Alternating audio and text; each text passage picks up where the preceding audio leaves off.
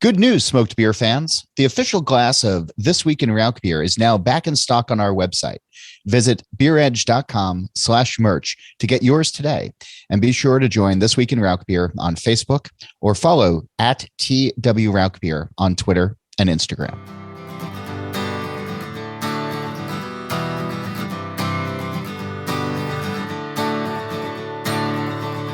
Welcome to Drink Beer, Think Beer, the podcast that gets to the bottom of every pint. I'm John Hall. Haze might be popular, but the clear, vibrant, and assertive West Coast IPA still has a lot of life left in it. And holding that torch high is Julian Shrago of Beachwood Brewing in California. He's here to talk about hops and creativity, mixed culture, and the importance of being small and independent. But first, we're able to bring you this show each week, thanks to the companies that want to support independent journalism in the beer space. If you'd like to learn more about our surprisingly affordable rates, please reach out to sponsor@beeredge.com. And be sure to check out Stomp Stickers.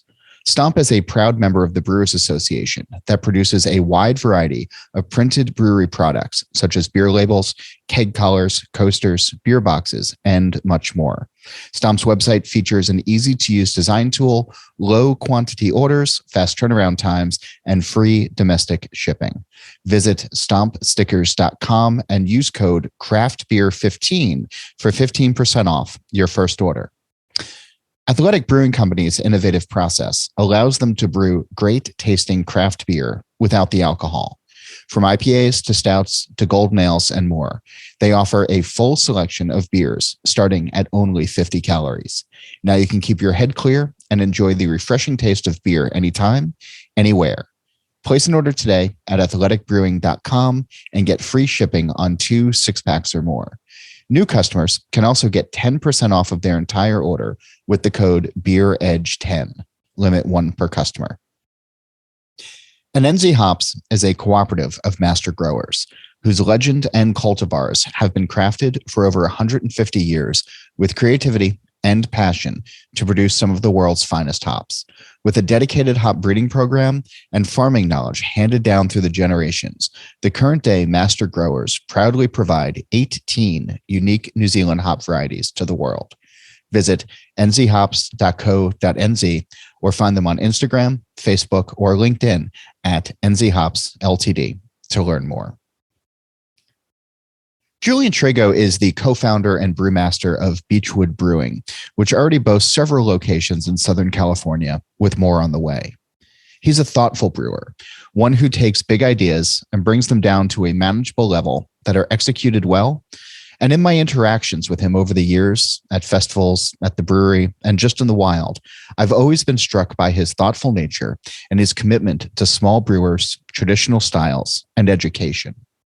On the show this week, he joins me from the brewery, where we talk about the evolution and the importance of West Coast IPAs, conveying the importance of being a small brewer to the world at large, musical influence, and how to best manage growth. Here's our conversation. I'm sure you like all beer, but does your passion burn just a little bit brighter for one style of beer above all others? I don't know that it does necessarily, but I certainly have an affinity for traditional styles. And traditional styles are really kind of the foundation from which nearly all other modern beers and new emerging styles are derived. And this kind of goes back to probably the best guitar teacher that I had growing up. And when I went to him as a young teenager, I said, "Hey man, I just want you to teach me how to shred." He's like, we'll get to that, but you got to earn it. And he said, "Julian, you can't shred unless you learn the 7 major modes.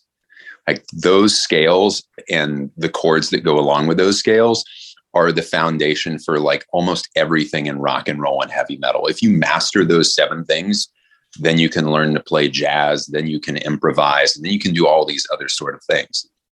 And that really resonated with me. And that philosophy kind of stuck with me through brewing too. And not just with the beers that I brew, but with beers that I enjoy and styles that I choose to understand and research and make sure I respect the history of. Is there a good example of the basics that then led you to shred on a particular beer, learning the basics of a beer, and then? Sure. Let's talk India Pale Ale, IPA, and I think it was going to come up at some point. Yeah, it was. Of course, it was going to come up because that's the cornerstone of Beachwood's production is IPA, and we are still really predominantly a West Coast IPA brewery. Mm-hmm. And West Coast IPA was an emerging thing when I got into craft beer in the mid 90s. It was something that was new, and it wasn't even a term that was defined yet. But West Coast IPA specifically would be one of those things where you need to have a historic understanding of where IPA came from as a style and how it's evolved. And a lot of where West Coast IPA is today is, it's a regionally defined thing, but it continues to be shaped by new hop varietals that come out. There's some cross-pollination now that's happening with New England style IPAs and certain aspects of those beers that are now in turn influencing West Coast IPA. So I think kind of getting back to your original question, there's an example of a modern style that still is defined and also evolving. But to really understand it, you also need to have respect for the history that came before it. I was doing just a quick count before we started, and at least at your Long Beach location. Yeah. I think I counted on draft 9 West Coast IPAs, 1 pale ale, and then just 1 hazy IPA, 28 haze later, which I've had and I've enjoyed. It's there's sensibilities to that beer, and there's thought to that beer, and I know haze is still sort of running the conversation these days.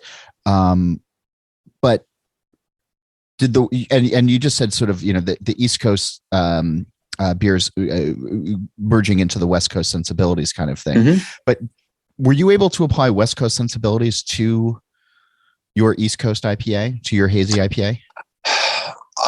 I don't know that we do, because the examples that I've enjoyed the most and the examples that have influenced 28 haze later the most are ones that I think are pretty different from West Coast IPAs. There's certain hop varietals that I really love in West Coast IPA that I don't tend to like. This is out of personal preference.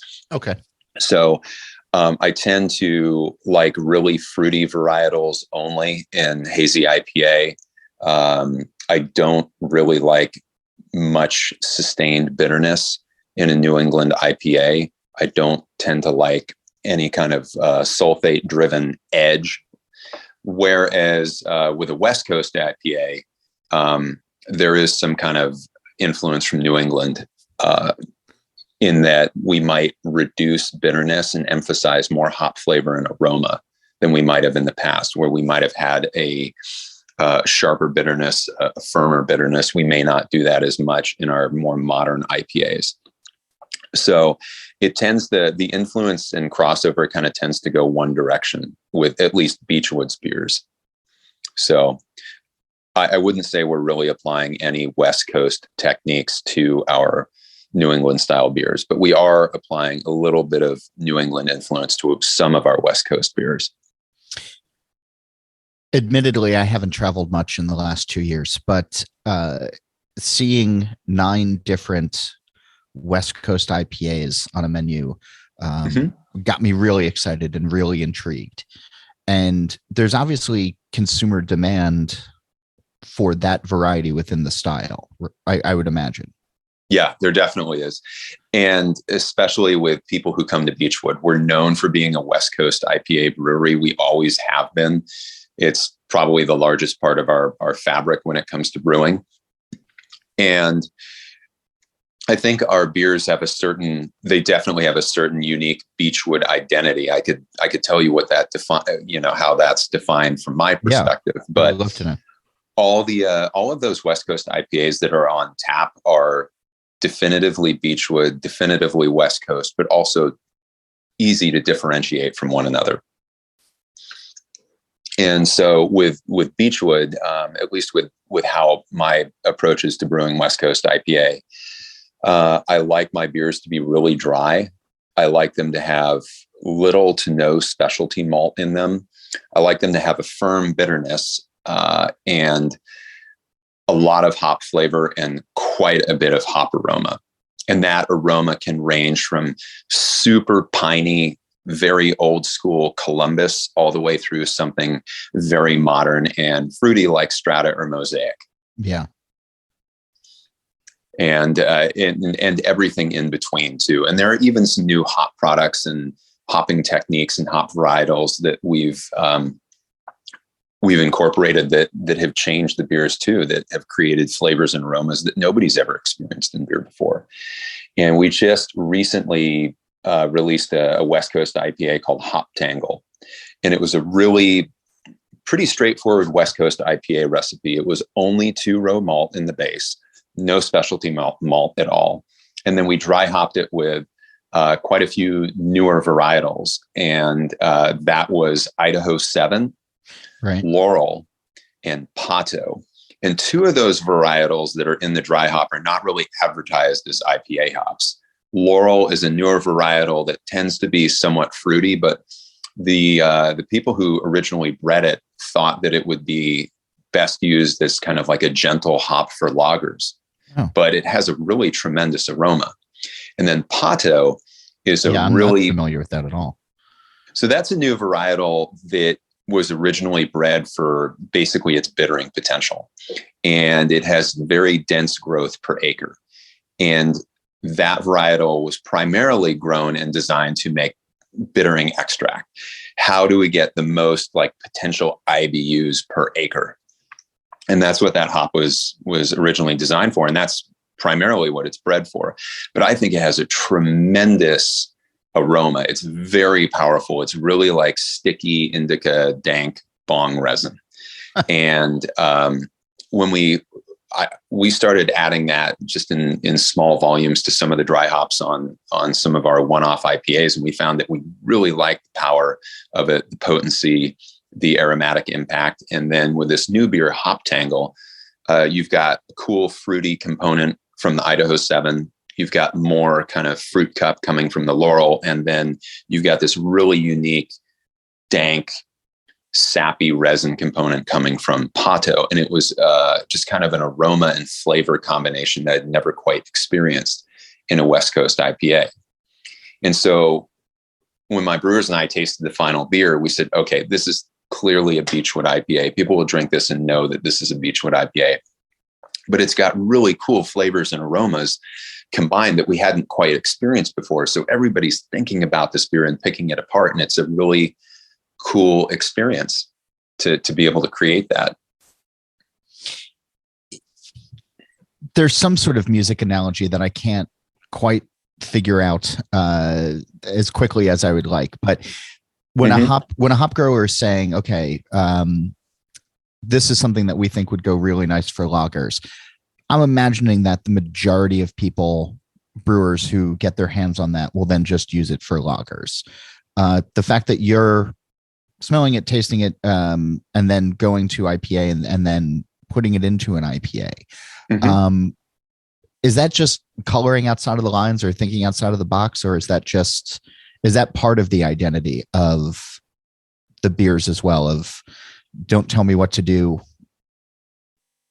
I know how to do it. I'm not sure. I don't know. Is it punk? There's not necessarily a rebellious spirit to it, but one thing that we do enjoy at Beachwood, one thing that fuels our fire for sure, is having creative autonomy, being able to brew whatever we want, whenever we want, and looking at a new hop varietal and saying, hey, I'm really curious to see what this will do for us in an IPA.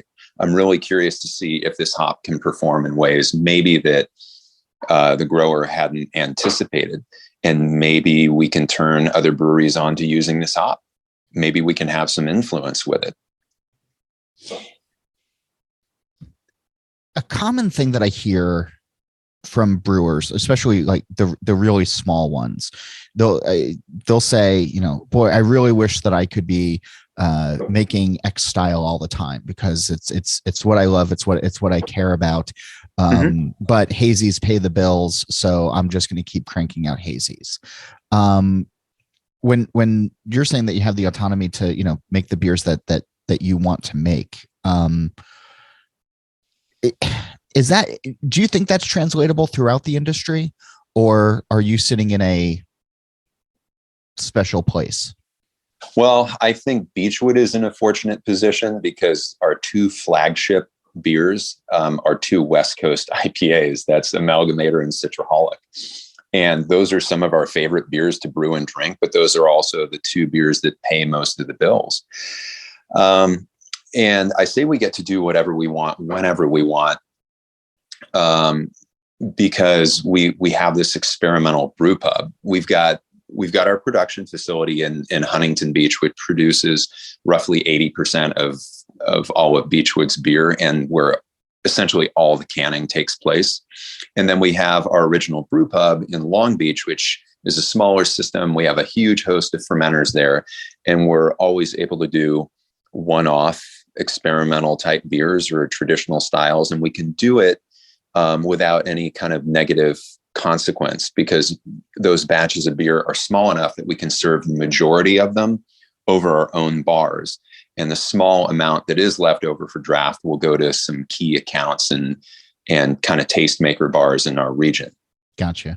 So we don't have to worry like, oh, like I want to brew a traditional German Schwarzbier, but my smallest batch size is 50 barrels. Like, how am I going to sell 50 barrels of Schwarzbier? Well, I guess I'm not going to brew a Schwarzbier. So we have the ability of doing small batches, and so that's what affords us the ability to experiment. And the same thing with Beachwood Blendery too. We have those same small batches that we're able to do a lot of experimentation there too. But certainly there are breweries that do certain styles and may not have the same kind of scale adjustment that a brewery like Beachwood has, or maybe even Russian River or Sierra Nevada. You know, Sierra Nevada is obviously a massive brewery, but they've got a pilot brewery, a really cool pilot brewery at each of their production facilities. So they can do whatever they want, whenever they want as well. Yeah. Before they commit to brewing tens of thousands of barrels of a beer that they're bringing to market. But it would have, everybody has to pay the bills. And at the end of the day, everybody is running a business and they want it to be sustainable. And some businesses are more subject to those market forces than others. I think it's unique to each brewery. Could there be a day in Beachwood's future where those IPA numbers flip and suddenly it's 9 hazies and 1 West Coast? Possibly, but we haven't, the indicators haven't pointed that way. In fact, we've kind of seen there would appear to be a permanent seat at the table for 28 haze later, and occasionally some one-off hazy IPAs. But most of our consumers seem to really be wanting the West Coast stuff. And the majority of our beer is sold in 3 counties right around Beachwood, Los Angeles County, Orange County, and San Diego County. And I see those 3 counties still predominantly wanting West Coast style IPA. And could things change? Possibly. But we were brewing more hazy IPA, we were brewing a wider range of hazy IPAs last year and the year before than we are now. Our total volume of hazy IPA is up, but it's really all focused on 28 haze later. And I know a lot of places have had success with a single brand of hazy IPA, but then there's also the sort of, the ticker mindset, or, I had this one where, you added the Citra first and then the Mosaic. How about one where the Mosaic comes first and then the Citra, that kind of thing. Are the fans of 28 Haze Later, are they looking for more from you, or are they happy with the one, much like you are with like other styles. Like if somebody makes a really good porter, you're just going to keep drinking the porter and not saying like, well, what new porter do you have? They seem to be content with 28 Haze later. That's a beer that we produce a couple times a month, and it goes out usually in equal volumes of draft and then cans. And the way that at least we've set up distribution for that beer, it's one that people enjoy regularly and one that they like to be able to come back to. They want it to be dependable and consistent. And that seems to work for them. And also in Los Angeles, there are a whole host of boutique breweries and, smaller breweries that do a lot of one-off hazy IPAs and do them really well. So I think perhaps because it's driven by my local market, is that Beachwood has become the one that's available year round. And when people want to kind of try something maybe different with hazy IPA, they'll go to another local brewery. One of the big selling points of craft independent, whatever word we're using at any particular moment, though, has been community. And it's been a sense of place, and it's been the ways that small businesses connect with their consumers. And I know the last 2 years have been especially trying for that with curbside and to go. And I know in California, you all have gone through various lockdowns and restrictions and everything else, maybe more so than anybody else. How has it been maintaining that connection, that culture? Well, I think one of the key pieces to that is our brew pub in downtown Long Beach, which is a very diverse area. It's very well integrated. And my wife and I lived in Long Beach for roughly 8 years. It's a very, very cool, dynamic community. And it's a place where a lot of people like to visit, and we're happy to be part of that community. And we're happy to do a lot of local events. We're proud to be in the city of Long Beach. We brew a beer year round called LBC IPA, and that's one that essentially is only distributed in the city of Long Beach. Rarely does it go outside of Long Beach. But Long Beach as a city has been very supportive, not just the citizenry, but also the government as well. The city has done some really, really cool supportive favors for Beachwood over the years. And I think that sense of community is really well seated with Beachwood. With so many different locations, though, right? That you have, is it the Beachwood community and then people find their way to you, or with all the different locations, do they take on a feeling of the place and sort of adapt to where they are? I think it's both. And we have locations that are in several different areas between Los Angeles County and Orange County currently. And each of those areas is a little bit different. But I think the people that come to Beachwood do feel that we're well seated in the community wherever we are. And we have really, we spend a lot of time on really good customer service to make sure that when people come to Beachwood, they identify with the brewery, they identify with the service, the culture, and they also identify that with a location. And I'm happy to say that each of our locations is different, but they all feel like Beachwood. And I think our customers feel that they are tied in well with the community. When you're talking about customer service and that relationship, I imagine it's got to be a little tough with a growing number of locations to maintain that, right? I mean, like I think about like McDonald's, right? McDonald's feels like McDonald's, but there's still good ones and bad ones, based on the folks that are there. And the larger that you get, like the harder it is to maintain that. And I know McDonald's is probably not the best example, but have you been thinking about that as you've been adding new places of like, how do you retain what you want Beachwood to be as it continues to grow? Of course, because, to kind of draw on your analogy to McDonald's, that's a very, I'm going to go with it, even though you said it might not be the best, but McDonald's and maybe businesses like that are very mechanically driven. They have a determinate structure.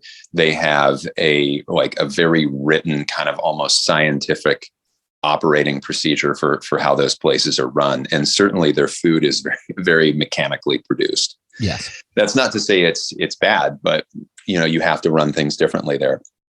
And as Beachwood continues to expand its enterprise, that's one thing you think about is, how are we going to maintain our same level of customer service, and how are we going to maintain the same culture across the company? Well, one of the things that we're able to do is make sure we cross-train a lot of our employees so that they can work between locations, and also not expand so fast that you aren't able as an owner to touch on each business location. So, if we wanted to, we could probably open a more remote location. But, my business partner, Gabe, and I would have to touch on that location fairly frequently if we wanted to ensure that the foundation was aligned with Beachwood's culture and forward-facing customer service.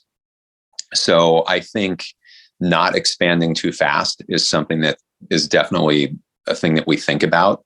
And also, hey, once we're getting ready to open the new location, the first thing we've got to do is make sure that the hospitality is buttoned up. Customers and fans need to feel like they're taken care of. They need to feel like they're heard if their experience isn't optimal. And we need to make sure that that's the first thing that our staff understand, is serve the customer, educate the customer, and therefore empower the customer.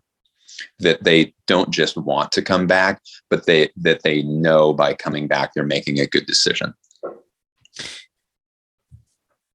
Is there a limit to growth? Is there a limit to growth? It depends on what your objective is. I think for some people there is no limit to growth. We've all seen that, and just living in a capitalistic society, we've seen companies that have gotten huge and continue to get bigger with no end in sight. But for a company like Beachwood, there is kind of a target that I have in mind, and ideally, I would like to grow Beachwood to the point of where it can afford endless resources. And I'll kind of go back a little bit with that. And one thing that I've learned is, as Beachwood has expanded and grown, is I've been able to hire some really, really good help over the years.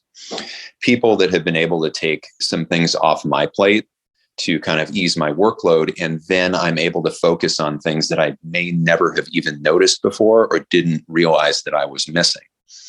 And so I would like to grow Beachwood to the point, my ultimate goal would be to grow Beachwood to the point where everybody who works for Beachwood only does things that they're super passionate about, and nobody is bogged down with tedium. Wow. Is that an achievable goal? I think so. I feel like I've seen it at certain companies before, and I'm at company X that may be getting to 50 employees, and then you've got a very sustainable business where everybody is happy and productive doing what they're doing. And at business Y, that may mean getting to 1,000 employees and being a global enterprise. So it depends on each company, but I can certainly think of examples where people are, overall very happy and productive, where people are able to maximize their job efficiency and job satisfaction. I think Sierra Nevada is a really shining example of that. I'm just thinking, I've talked to brewers who and brewery employees, and there's some folks who just like to do one thing and stick with it. And then, there's folks who like to bounce around and, have their hands in a bunch of different things. When you're saying find people who, enjoy what they're doing without the tedium, I'm wondering, and maybe you have a machine for this, but is there somebody who just wants to be a keg washer? There might be. Or there might be somebody who who you might eventually have a team that is happy to share that responsibility, because then it means everybody else can be afforded time to do other things that they feel are less tedious. You've been big on encouraging your employees to follow passions, and to get outside of the brew house to follow those passions, right? Mm-hmm. Mm-hmm. What have you seen as there's got to be a personal and a spiritual benefit for each individual, out of that. Are there larger touchstones to that as well?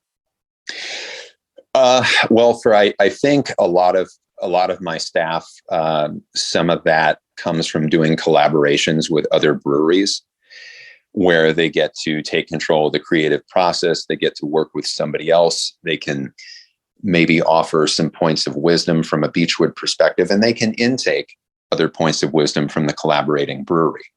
And so I think that gives people an opportunity to contribute and feel like they're doing something valuable outside of just, like, oh, I gotta brew this beer again. I gotta clean this tank again. I have to do the same thing over again. But ultimately, I think I would like people to be influenced and maybe volunteer some of their time working for trade organizations. I don't think success happens in a vacuum. And I think whether you are depending on help from really good supportive staff, or you're depending on a trade organization or just an industry in general to kind of help you along the way, I think everybody has a duty to give back and not be a passive beneficiary. And so, I've always encouraged people to volunteer for organizations like the Brewers Association, or even volunteer judging at a local beer festival. That's something helpful and beneficial that you can do that gives back to the community that supports you.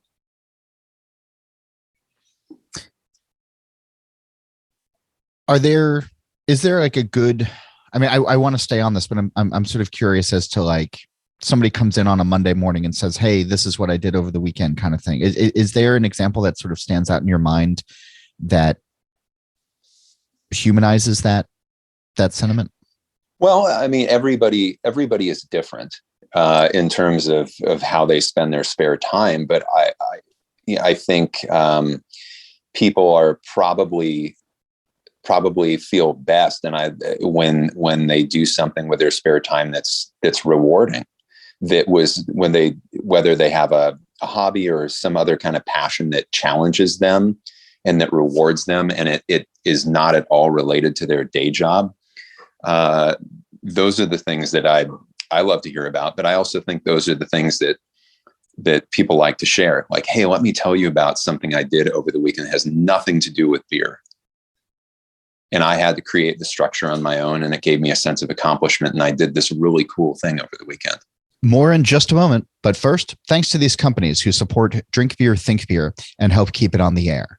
Stomp Stickers is a reliable resource for printed items such as beer labels and boxes, keg collars, coasters, and more. Visit stompstickers.com and use code CraftBeer15 for 15% off your first order. Athletic Brewing Company's innovative process allows them to brew great tasting craft beer without the alcohol. Place an order today at athleticbrewing.com and get free shipping on 2 6-packs or more. New customers can also get 10% off of their entire order with code BEEREDGE10, limit 1 per customer. And NZ Hops. It's a cooperative of master growers whose legend and cultivars have been crafted for over 150 years to produce some of the world's finest hops. NZ Hops are like no others, unique in their flavors and aromas. Visit nzhops.co.nz to explore more. And now, back to the conversation.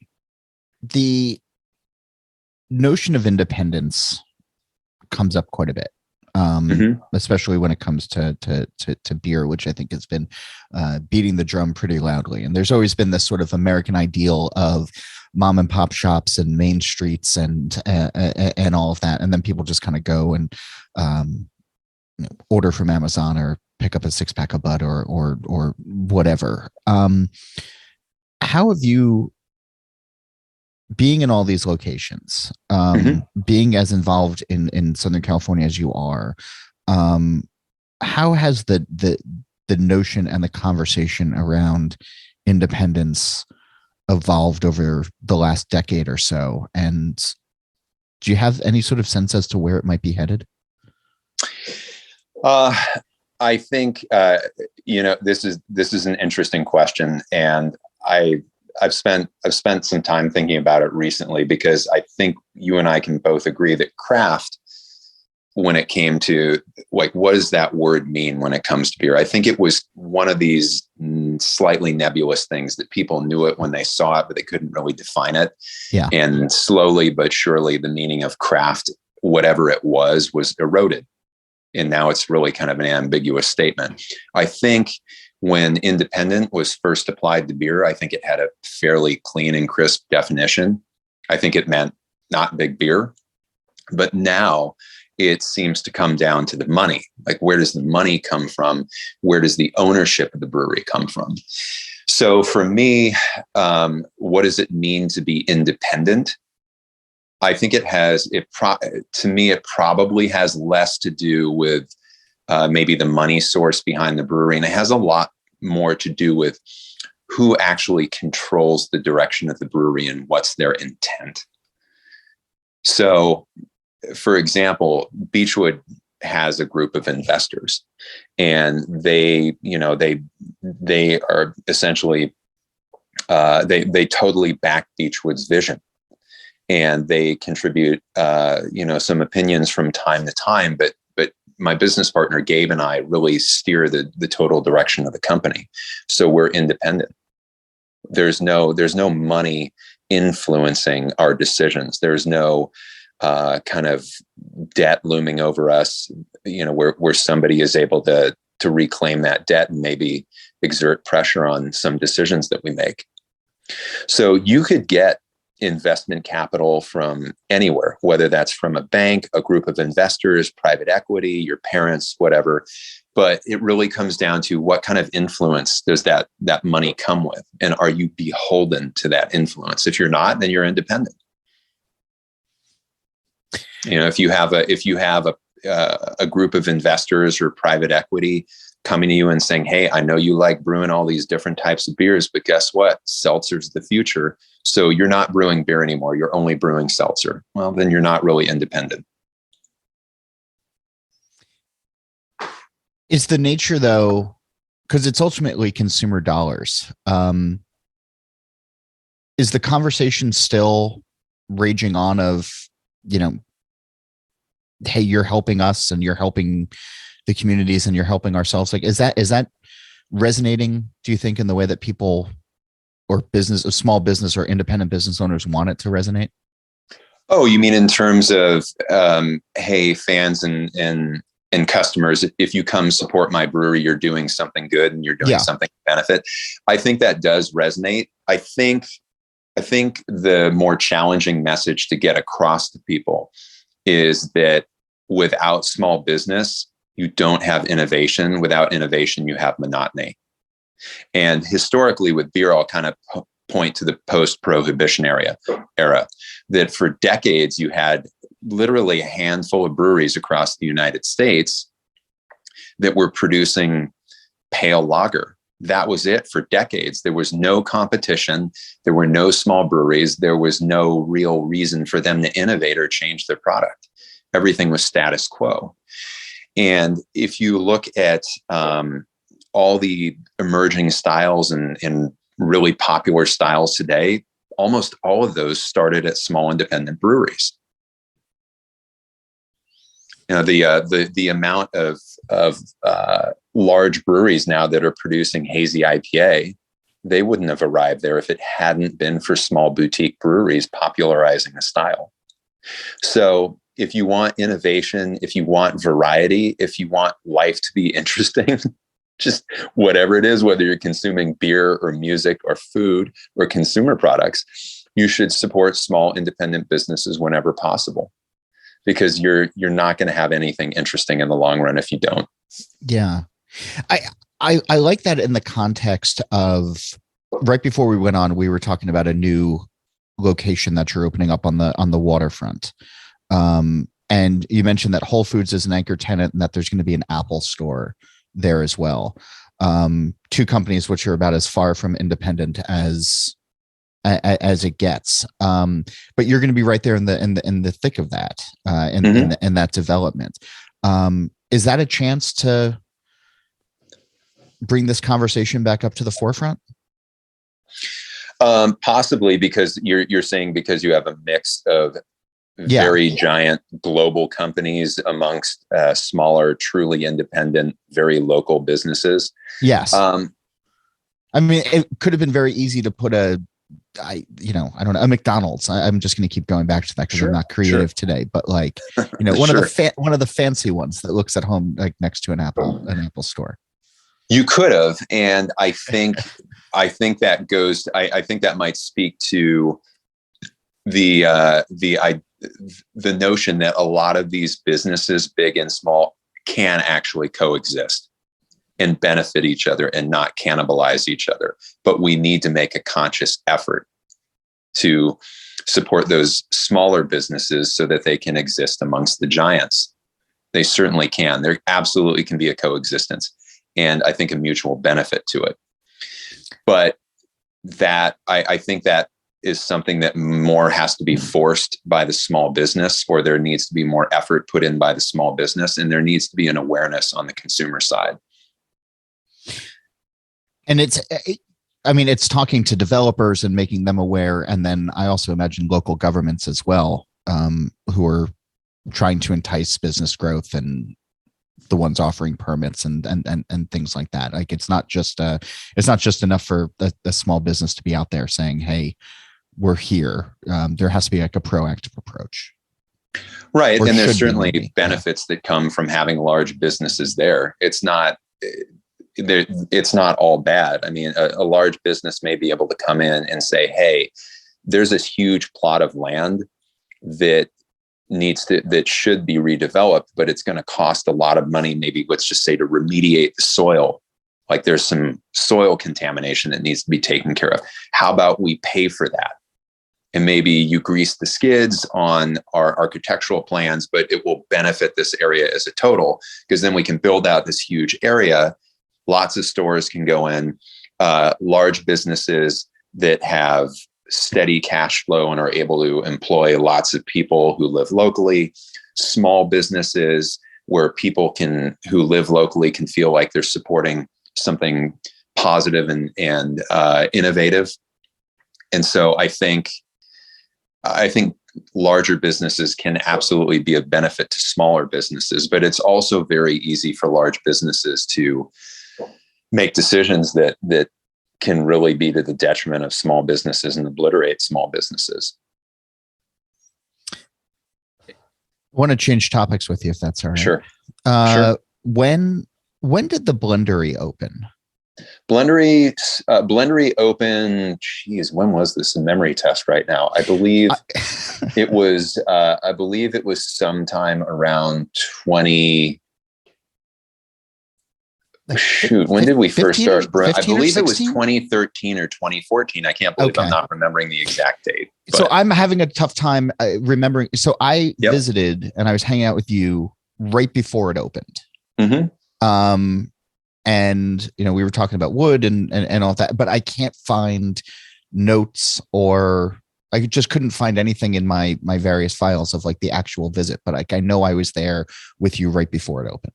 I believe it was. I'm glad that your memory is as good as mine. I'm embarrassed to say that I don't quite remember the date, but I believe it was in December of 2013 that we first started brewing beers for Blendery. It was some time before they were ready, but we started brewing beer at the end of 2013. All right. So let's just go with that then. Sure.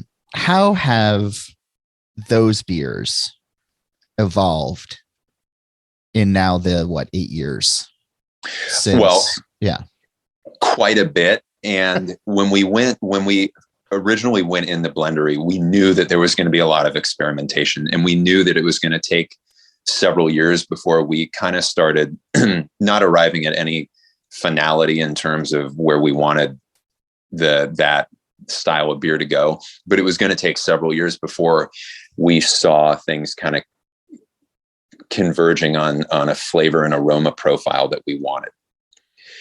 And when we first opened Blendery, we were experimenting with different blends of cultures, different types of cultures, different pitching rates, just airborne inoculation versus actual, liquid culture inoculation, and kind of seeing what worked. We experimented with different types of barrels, different wort compositions in terms of, what grain are we using in this, different mash profiles to create different sugars in the fermentable liquid. We experimented with everything, but we tracked it all fairly scientifically. And then we also made a really keen point to keep track of the temperature and humidity in Blendery, which we have the ability to control entirely throughout the year. So we have climate control in Blendery where we can bring the entire barrel room down to the low 50s. And we can also bring it up if we want to the upper 70s. And we have the ability to control the humidity fairly precisely in there. But being in coastal Long Beach, we found that the humidity was actually fairly consistent throughout the year. But the temperature was definitely something that we wanted to control. And we also wanted to figure out how much of a factor is that in shaping how cultures grow and develop, ergo how flavors and aromas develop in the beer. So it was a lot of experimentation with the endless amount of variables in beer, but we made a point to track it scientifically. And we have sent a lot of stuff off to a lab to quantify what is going on in our beers. And do you think you've landed? It's interesting to hear you sort of talk about, maybe not the house culture, but, how these beers are going to identify. And it sounds similar to your approach to West Coast IPA as well. Mm-hmm. Do you feel like there is the identity now? For sure. Okay. And I started seeing that kind of develop, I want to say about 3 years in. There was a very specific earthy note that started developing in Blendery's house cultures.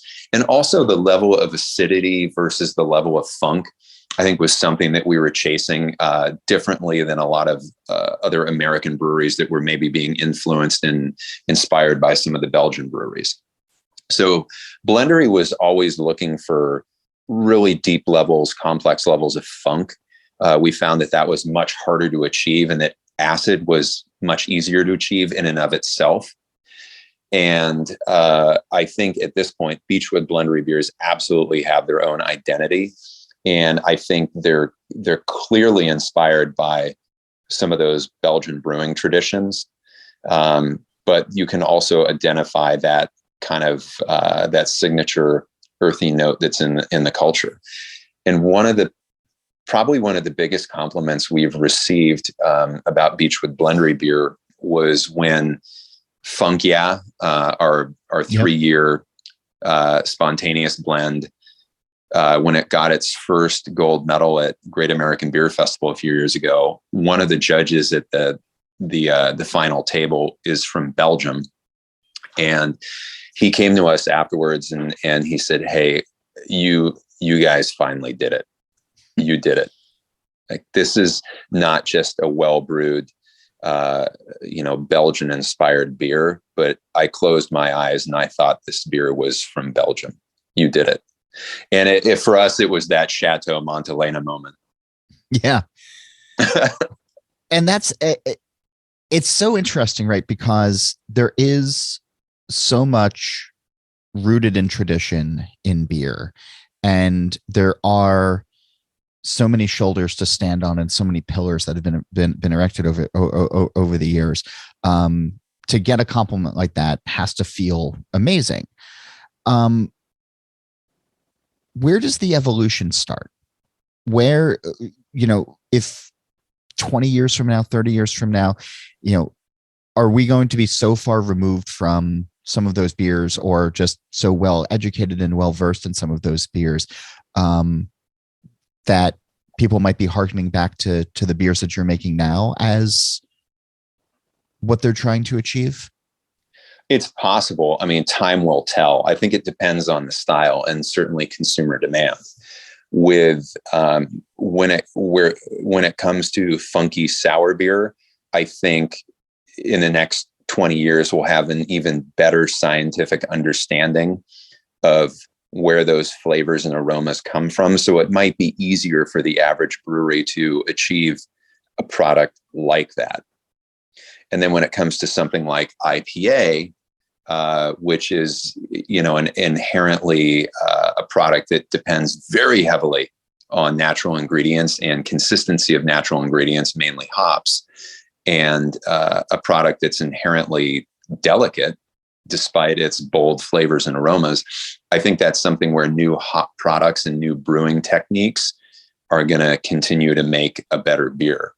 And it may be in the case of IPA in another 10 years, people will be, reminiscing about how they used to brew with real hops and like, oh yeah, remember we used to brew with hops? Well, we don't have to do that anymore. We've got these amazing extracts that create the same beer or a better beer much easier. So the science is definitely going to guide some of that. So that's interesting. That's now the second time I think that you've mentioned hop products or hop-like products in this conversation. So are you messing around with oils and extracts and alternatives we are, to and the traditional? We definitely have, and we still continue to play around with some of those new experimental products. In fact, we have an experimental West Coast IPA that is coming out next Wednesday. That's my plug for the pub. But we have an experimental IPA. So that's the day after this comes out. Okay. Exactly. It's timely. Releasing Wednesday the 2nd, I think, is when we're tentatively tapping it. But it's called, the beer is called Inertia Shift. And it has an experimental product in it from Yakima Chief hops. I can't say what that product is, but that's an example that if that's well received and customers like that beer and other brewers try it and say, oh, okay, this is a really cool result, I want that product, then Yakima Chief will say, hey, look, this product was successful. There's going to be demand for it. This is going to change the way this certain type of beer is made going forward. That's a pretty big evolutionary change. Wait, hang on a second. Are you going to tell people on the 2nd what this product is? No. Or you're just going to say Yakima Chief hops. We signed one of those things called an NDA, so I can say that it's an experimental product and that we use it, but I can't speak to what the product actually is. I'm beyond intrigued now. I mean, this is the year of Soylent Green. But yeah, I mean, we absolutely have been using a lot of these new products fairly regularly. In fact, at our production brewery, for the last 3 years, really, the bittering charge for all of our pale hoppy beers, it's been extract, much the same as Russian River has been using for well over a decade. Yeah. And that gives us incredibly consistent bittering. It's a product that's pre-measured for us, and it has an incredible shelf life too. In addition, it slightly increases our yield. So as long as there's not a negative flavor and aroma impact, why wouldn't I use that product? I got us back on hops and IPA, and sure. You've mentioned the legal aspects of it, so I'm not going to keep pushing you on to break your NDA, but consider me incredibly intrigued. Back to the blendery though, real quick. Yep. Advancements in wood, new technologies, old technologies, old traditions. What have you been messing around with? Well, when it comes to wood, not a ton, because at Blendery, we're really looking for very neutral barrels. We're looking for a medium that is porous, slightly breathable, which wood is slightly breathable, and something that effectively creates surface area for a lot of these cultures to live and thrive, and albeit it's a somewhat harsh environment, which is why you get those flavors and aromas that you do. But when it comes to wood, we're not looking for any flavor from the wood like we would be with maybe a bourbon barrel aged stout. Okay. And as far as advancements in wood go, I know there's one French barrel maker in particular that has a really, really cool, very modern technique for toasting the insides of their barrel that's pretty ingenious, that I think is patented, and no other barrel makers are doing it or can do it. But that's something that has much more impact on the wine side than at Blendery. And we do have some puncheons at Blendery. We have a fooder at Blendery, and those act differently than our used wine barrels. But the used wine barrels are the bulk of what everything is fermented and matured in at Blendery. Makes sense. Mm-hmm. I don't. There's no like experimental hop-like product or that's showing up on the barrel side or on the wood side or on the.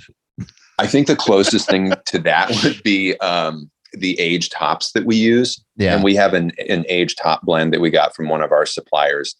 And it comes to us in really bad shape, which is exactly what we want. And we abuse that product even more by opening the bags and storing it in the hot attic. Because we found that super aged, cheesy, stale as all hell, hops are really what shape a lot of flavors in funky beer. I think it's really underestimated. And I think there's a little bit of a demand amongst American breweries for a consistent product that can be used in funky sour beer.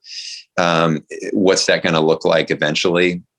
I don't know. I think it'll probably still be some type of hop pellet, but it might be something that can be made out of multiple varietals, or maybe there is some type of additive or new processing that they could do to it that will maybe make it a more efficient product, a more potent product, so we can increase our yields. Not sure, but there's a little bit of effort being made on the hop front when it comes to funky sour beer. Cool. Nothing like IPA though, that's for sure. Yeah. I've been asking folks for the last little bit on this show. The setup is my wife and I were rewatching The Good Place, the television show, and there's a whole concept of being able to walk through a green door, and the green door will take you anywhere at any time with anybody that you want. And so if such a thing existed on this plane of existence and we could end this conversation, you could get up from your desk and walk through a green door into any pub or any brewery, where would you go? When would you go, I guess? And who would you want to be with? Wow, that's a really good question. And I could think of any number of different fantastic answers that would be fun to discuss. But because I grew up in the San Francisco Bay Area, I would probably want to go back in time with perhaps a young Ken Grossman and Jack McAuliffe to the period after which Fritz Maytag had just bought Anchor. I think that would have been a really cool time to be around, to be a fly on the wall, to have tasted that beer. Yeah. Back then when Fritz, a very determined entrepreneur, saw a lot of potential in a brand that was kind of facing extinction at the time and said, no, I'm going to bring this back around. And to have tasted that beer, maybe in some older expressions, especially when the malt was still being malted in San Francisco itself. Right. I think San Francisco in the late 60s and 70s would have been a pretty fantastic place to visit anyway. Just historically, there's so much going on. Yeah.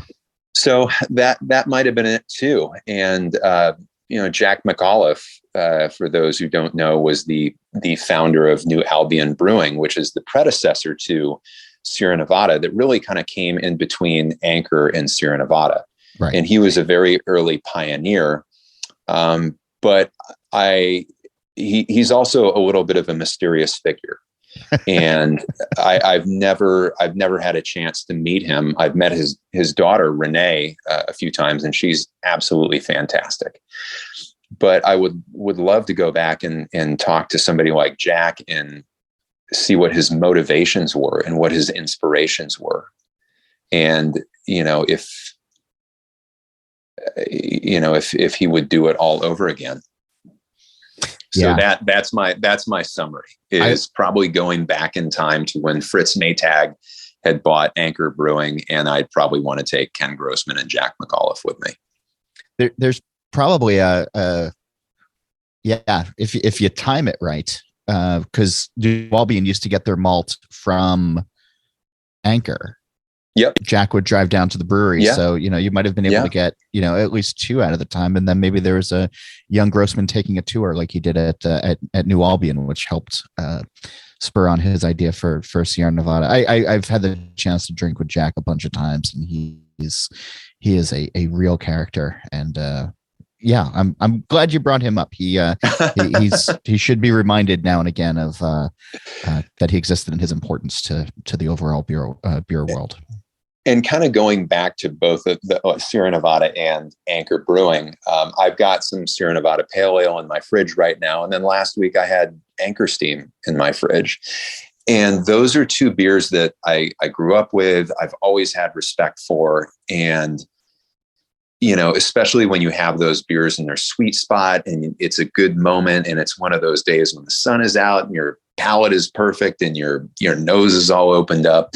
And it's a magical experience every time. Yeah. And, I'm kind of awestruck by it every time. And I would hope that all other beer drinkers and enthusiasts and fans can get that same experience, whether it's from Sierra Nevada, Anchor, or some other longstanding traditional brewery.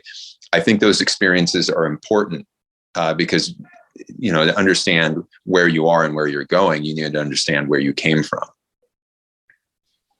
And you try to keep that alive every day when people walk into your places. Absolutely. I think we do by brewing traditional styles, by brewing maybe styles that are derivatives of traditional styles, like West Coast IPAs, derivative of a traditional style. And then when we do more experimental styles, we try and take influence from what consumers are asking for and maybe what other breweries are doing. But at the end of the day, the final product needs to discernibly be beer. It can have a kind of a twin personality. You could say, oh my God, this tastes like tiramisu, but I can also tell that this is definitely a beer. It's not a cider. It's not a wine. It's not some, alternate fermented beverage. It's right. Decidedly beer. You're making me want to go have a West Coast IPA now, so I think I will. Get on a plane, dude. I know that's really the best way to do it, but I'm going to just see what I have in the fridge that's sitting next to my desk right now. But thanks for being on the show this week, and thanks for taking the time. Of course, John. Thank you for having me. It was my pleasure and honor. Clear or haze, funky or clean? What's in your glass and inspiring you these days? You can tell me about it. It's John Hall. That's JOHNHOLL at beeredge.com if you like email, or you can get with me on Twitter at John_Hall. Be sure to check out beeredge.com for our This Week in Rauk Beer and Defend Pilsner merch, and to follow along on social media at The Beer Edge. And of course, This Week in Rauk Beer is also online. The Facebook group is easy to search, and on Twitter and Instagram, it's at TW Rauk Beer. We're able to bring you this show each week thanks to the companies that want to support independent journalism in the beer space. If you'd like to learn more about our surprisingly affordable rates, please reach out to sponsor@beeredge.com. And also be sure to check out Stomp Stickers. Stomp is a proud member of the Brewers Association that produces a wide variety of printed brewery products, such as beer labels, keg collars, coasters, beer boxes, and much more. Stomp's website features an easy-to-use design tool, low quantity orders, fast turnaround times, and free domestic shipping. Visit stompstickers.com and use code CRAFTBEER15 for 15% off of your first order. Athletic Brewing Company's innovative process allows them to brew great-tasting craft beer without the alcohol. From IPAs to stouts to golden ales and more, they offer a full selection of beers starting at only 50 calories. Now you can keep your head clear and enjoy the refreshing taste of beer anytime, anywhere. Place an order today at athleticbrewing.com and get free shipping on 2 6-packs or more. New customers can also get 10% off of their entire order with code BeerEdge10. Limit 1 per customer. And NZ Hops. It's a cooperative of master growers whose legend and cultivars have been crafted for over 150 years with creativity and passion to produce some of the world's finest hops. With a dedicated hop breeding program and farming knowledge handed down through the generations, the current day master growers proudly provide 18 unique New Zealand hop varieties to the world. Visit nzhops.co.nz, or you can find them on Instagram, Facebook, or LinkedIn at nzhops Ltd to learn more. A reminder, check out the Beer Edge podcast with Andy Crouch. Steal This Beer has new episodes every Monday, and the BYO Nano podcast comes out on the 15th of every month. On this show, Nate Schweber does the music, Jeff Quinn designed the logo, and I'm John Hall. New episodes release every Wednesday, and that's when I'm going to be back again to drink beer and to think beer.